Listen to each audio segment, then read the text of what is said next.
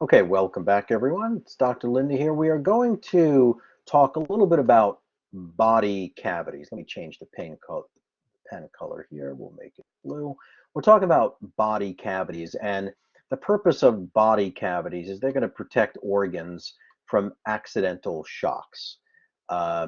These cavities allow and permit change in size and shape of the internal organs. And we're going to be talking about a ventral body cavity, and we'll talk about a posterior body cavity. In the ventral body cavity, which is divided by the diaphragm, I'll show you that, there's a thoracic cavity and an abdominopelvic cavity. So here's the thoracic cavity, here's the abdominopelvic cavity, and then here's the diaphragm that was mentioned, which is the muscle that separates those two cavities from one another. And the thoracic cavity and abdominal pelvic cavity are considered to be in the anterior part of the body. See that? Anterior. The posterior part, we have the brain sitting in here in the cranial cavity, and then we have the spinal cord that would be sitting here in the vertebral cavity. That's in the posterior portion. Okay, so anterior, we have the thoracic cavity, and we have the abdominal pelvic cavity. In the posterior cavity, we have the cranial cavity for the brain and the vertebral cavity for the spinal cord. Now, the anterior portion, in the thoracic cavity, we have two cavities found within the thoracic cavity. There's a pleural and a pericardial cavity.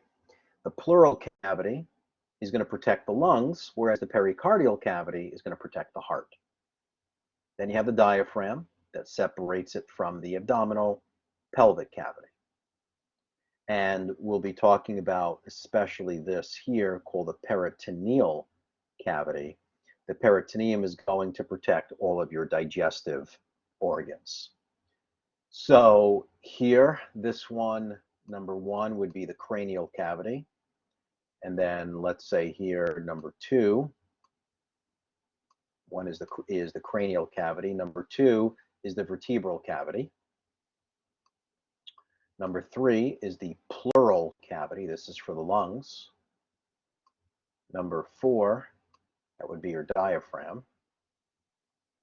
And then let's say number five, that would be the peritoneum or the abdominal cavity, whereas six, that would be your pelvic cavity. Abdominal, pelvic cavity, 5 and 6 together. So dorsal cavity versus ventral cavity. So dorsal cavity, another way of saying here, number one and two, which is the dorsal or posterior cavity. That's the cranial cavity for the skull, the vertebral canal, which holds the spinal cord, and then around your spinal cord and brain are the meninges. So, this is a little critical thinking to come up with these. In the ventral cavity, now ventral is everything here in them 3, 5, and 6.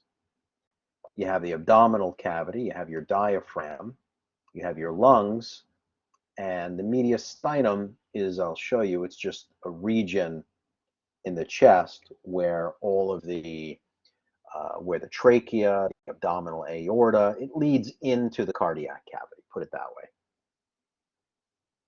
Now we're going to be hearing of these terms visceral and parietal.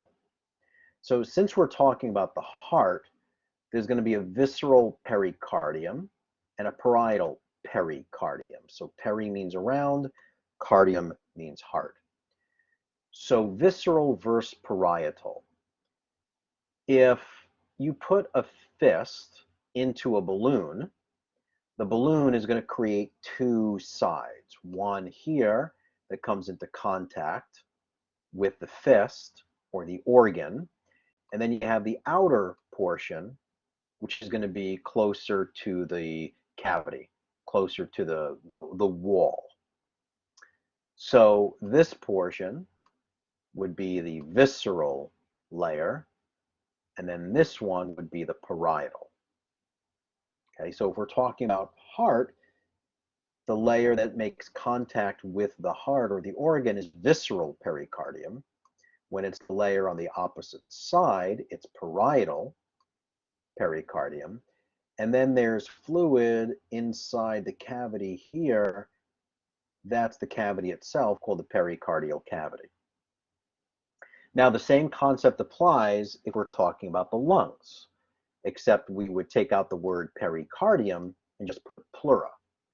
So you would have a visceral pleura and a parietal pleura. Same thing holds true for the peritoneum.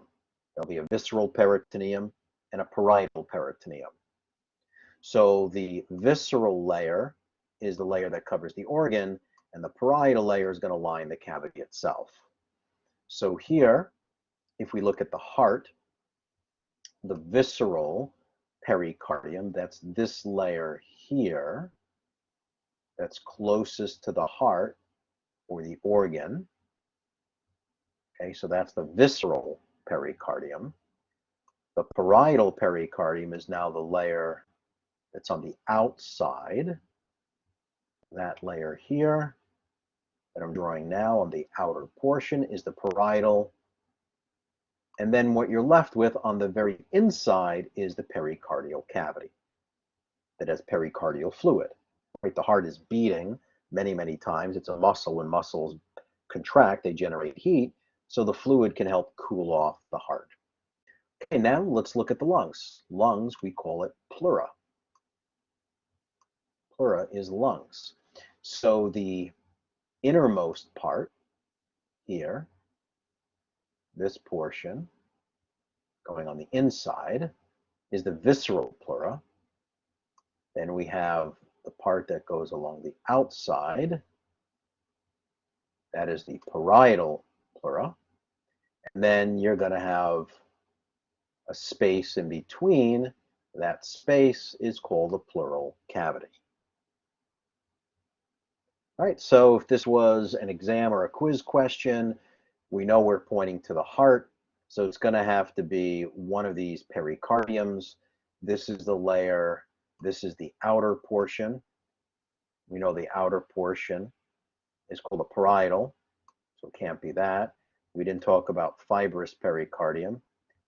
Fibrous pericardium, never mentioned. Pericardial sac, we didn't mention. Visceral pericardium. In the abdominal region, again, we see the terms visceral and parietal, but now we see the word peritoneum. The visceral peritoneum is going to cover the organ, and again, the parietal will line the internal body wall.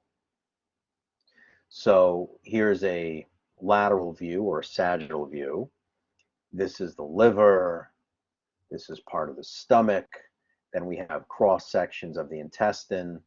So if we were talking about, let me change this to red here for a second. If we're talking about what is this that's covering the organ, then we'd say it's the visceral peritoneum, but it's pointing to this, all of this blue that's lining the wall. It's going all the way around. So it's not the parietal pleura. It's definitely a parietal layer, but pleura, parietal pleura is lung. It's not the visceral peritoneum. It's not the mesentery. That's the parietal peritoneum. And I want to point out the pancreas, which is behind it, and I want to point out the kidneys. They are behind the peritoneum, so they call it retroperitoneum. That's what makes pancreatic cancer so painful, because it's behind the peritoneum and there's not much room for that to expand, because you have the bones here, you got the spine, and then you have the peritoneum, so it becomes quite painful there.